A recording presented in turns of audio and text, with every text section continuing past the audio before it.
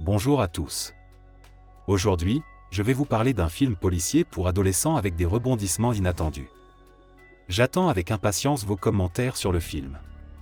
Le titre du film se trouve à la fin du clip, commençons à regarder. Dans les premiers plans du film, James Garner, directeur régional du FBI, donne des détails sur l'enquête en cours. L'un des visiteurs du bar suit avec intérêt la diffusion de son récit sur l'élucidation de l'un des criminels, Bouchati. L'agent Cantrell du FBI s'est introduit au domicile de Bouchati, mais il a résisté et en a payé le prix. L'homme a tout de même réussi à jeter dans les toilettes une clé USB contenant des informations sur ses complices. Ensuite, nous voyons James Garner voler avec sa femme à bord d'un hélicoptère pour rendre visite à sa fille. Mais soudain, les héros commencent à perdre de l'altitude. L'action se déroule 6 mois plus tard sur l'île de Nantucket. Nous assistons à une fête d'adolescents bruyante, à laquelle participe une Tilly en état d'ébriété. Felicity informe Lou que depuis la tragédie de ses parents, la jeune fille boit tous les jours. De façon inattendue, Nico se joint à la fête. Le garçon chuchote avec Lou à propos de contrebande, après quoi il rencontre Tilly et son ami. Soudain, la jeune fille se sent mal et Nico lui propose de la raccompagner chez elle. Dans la voiture, Tilly dit qu'elle a honte de ce qui s'est passé, mais le héros la calme et lui dit que tout va bien. Soudain, la jeune fille demande à arrêter la voiture, décidant d'aller nager. Nico refuse d'y participer car il ne sait pas nager. Les héros atteignent la maison de Tilly sans encombre, et elle laisse son numéro au type. Une fois à l'intérieur, Tilly se dispute avec sa tante Jenny, qui tente de la contrôler. L'ami réconforte la femme, qui est très inquiète pour sa nièce, car il peut être très difficile de se remettre de cette perte. Le lendemain matin, l'agent Cantrell arrive à l'endroit d'où les Garner se sont envolés. L'homme pense que ce qui s'est passé n'est pas un simple accident. Pendant ce temps, Nico passe prendre Tilly et est présenté à tante Jenny. Le garçon lui raconte qu'il est né en Albanie et qu'il travaille maintenant dans un taxi pour économiser de l'argent en vue de l'université. Le couple décide de faire une balade à vélo pour que Nico puisse mieux connaître l'île. La jolie conversation est interrompue par un cycliste irrité qui s'interpose entre les héros, provoquant la chute de Tilly. Nico tente de rattraper le contrevenant et lui crie un mot fort en albanais. Pendant ce temps, Cantrell trouve ce qu'il cherchait sur les caméras de sécurité et le signale à l'agent Haley. L'homme s'inquiète que Tilly soit maintenant en danger. La jeune fille rentre calmement à la maison et embrasse Nico, un peu gêné. Un homme suspect nommé Marco arrive sur l'île, que Cantrell soupçonne d'avoir tué les parents de Tilly. Il est joyeusement accueilli sur le rivage par Nico. Tilly et Chris vont à la plage pour se baigner et discuter du gars. Pendant ce temps, l'agent Cantrell arrive sur l'île. Nous apprenons que Marco est le frère de Nico et qu'il voue une haine farouche aux agents du FBI parce qu'ils ont tué son père. Au bout d'un moment, Nico retrouve Tilly et apprend la mort horrible des parents de la jeune fille. Leur conversation est interrompue par l'apparition de Lou, qui prend sa marchandise à Nico, puis Felicity vient à eux. Pendant ce temps, l'agent Cantrell se rend à la dernière demeure des Garner et observe Jenny à l'église, qui célèbre une année de sobriété.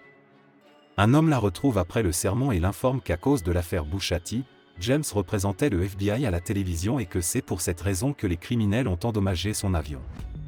Jenny, effrayée, lui demande de lui envoyer une photo du suspect et lui promet de l'appeler si elle a besoin d'aide. Tilly et Nico passent du temps ensemble sur la plage. L'agent Cantrell observe la scène, ainsi que le frère du héros, Marco. Nico décide d'emmener la jeune fille dans un bar qui appartient à un ami de sa tante, Chris. Le héros présente Tilly à ses amis, mais la jeune fille semble un peu gênée. Presque tous les garçons admirent l'apparence de la compagne de Nico. Les héros sont retrouvés par Chris, qui enlève le cocktail de Tilly et parle en même temps à Nico. Lorsque la femme s'en va, la fille prend le verre de Nico et continue à s'amuser. Soudain, Chris surprend le couple et chante une chanson émouvante en leur honneur. En riant, Nico dit qu'il va falloir danser, même s'il n'est pas très doué pour cela. Pendant la danse, Tilly avoue qu'elle se sent vraiment bien avec son petit ami et que, pour la première fois depuis la tragédie, elle se sent à nouveau vivante et non plus brisée. L'agent Cantrell surveille à nouveau la conversation du couple, car il craint que Tilly ne soit encore plus en danger dans un endroit aussi fréquenté. Dans le bar, Marco est assis et observe avec dédain et colère son frère qui danse gentiment avec leur principal ennemi. Jenny est inquiète et attend le retour de sa nièce, qui arrive enfin. Nico dépose la jeune fille chez elle et lui offre un adorable chiot. Tilly se souvient tristement que sa tante n'aime pas les chiens, et l'homme lui propose alors de le garder pour le moment. Nico dit au revoir à son amant et s'en va, sans savoir que Cantrell a décidé de le suivre de près. Lorsque Tilly entre dans la maison, sa tante lui dit la vérité sur la tragédie de ses parents et lui montre la photo du suspect, en lui demandant d'être très prudente. Nico se rend sur le bateau de son frère, où Marco s'amuse avec une fille peu recommandable, Rebecca, qu'il a rencontrée dans un bar. Marco la chasse presque immédiatement et suggère au héros d'avoir une discussion sérieuse. Rebecca quitte le quai et est immédiatement rattrapée par Cantrell. Il lui demande de ne pas avoir peur, mais de lui dire qui est sur le bateau. Rebecca confirme que l'homme de la photo est là, et à côté de lui un certain Nico. Ayant appris tout ce qu'il voulait savoir, Cantrell laisse partir la jeune fille et lui demande de ne parler à personne de leur conversation, sous peine de faire capoter l'affaire. Rebecca promet de ne rien dire et quitte le port. Pendant ce temps, Marco sert un verre à son frère, tout en rechargeant discrètement son arme. L'homme engage discrètement la conversation avec Nico au sujet de la fille avec laquelle il était sur la plage et au club. Marco prétend que Nico n'est qu'un jouet pour elle.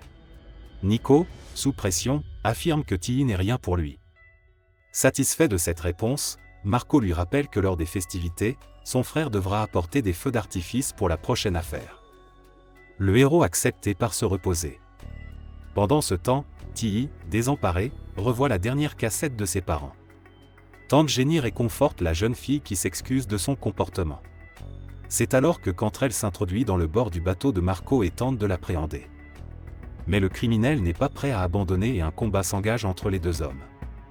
Au début, Cantrell a un net avantage, mais le cours de la bataille change soudainement en faveur de Marco.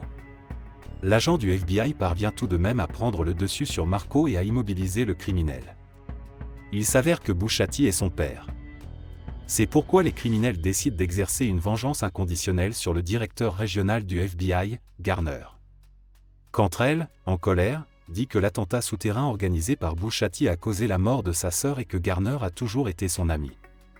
L'agent trouve une clé USB dans l'ordinateur de Marco et se souvient que Bushati avait exactement la même. Cependant, lorsque Cantrell décide de la sortir de l'ordinateur, il y a une explosion. Le lendemain matin, Nico arrive sur le yacht de son frère et le trouve ligoté.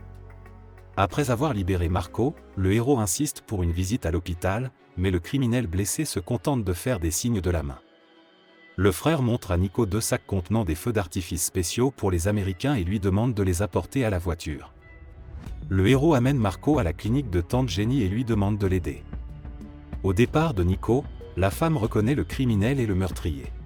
Jenny tente d'envoyer un message à Cantrell, mais Marco l'attaque par derrière. Une bataille féroce s'engage entre les héros, avec pour objectif la survie. Pendant ce temps, Nico communique avec Tilly en pleurs et promet de revenir bientôt. En entrant dans la clinique, il voit Jenny et lui demande d'épargner son frère. Marco en profite pour blesser grièvement la femme. Nico est horrifié et affirme qu'elle est innocente. Marco insiste sur le fait qu'ils doivent retourner d'urgence au bateau pour récupérer l'argent, ignorant les demandes de son frère de les emmener, lui et la femme, à l'hôpital. Avant de partir, Nico prend le téléphone de Jenny. Tilly est très nerveuse et passe du temps avec Felicity. À l'improviste, elle reçoit un message que la tante de Jenny a tenté d'envoyer pour prévenir sa nièce. La jeune fille, bouleversée, demande à Nico de la rappeler et ne réalise pas ce qui se passe. Lou remarque son ami et Marco, et prend une photo, pensant que les gars sont simplement ivres de la fête précédente. Sur le yacht, Nico remarque les appels manqués de Tilly et vient la voir. Le type ment en disant qu'il ne connaît pas l'homme de la photo et demande à l'héroïne de ne pas s'inquiéter pour tante Jenny.